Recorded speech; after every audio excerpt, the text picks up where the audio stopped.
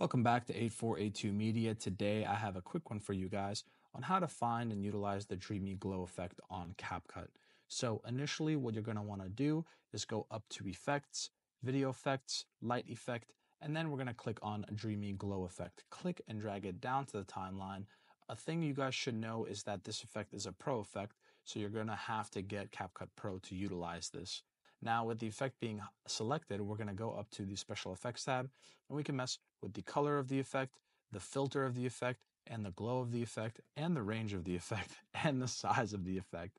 So, and also we can add keyframes. I'm going to show you guys how you can utilize this, right? So let's put the color all the way to 0, and we're going to add a keyframe right here. And now as the video goes, we won't play the entire clip.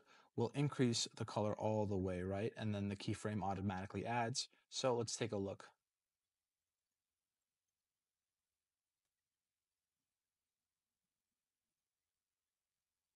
And there you have the Dreamy Glow effect. Guys, if this was helpful in any way, please leave a like down below. If you have any questions, comment down below. Thank you guys for watching and have a great day.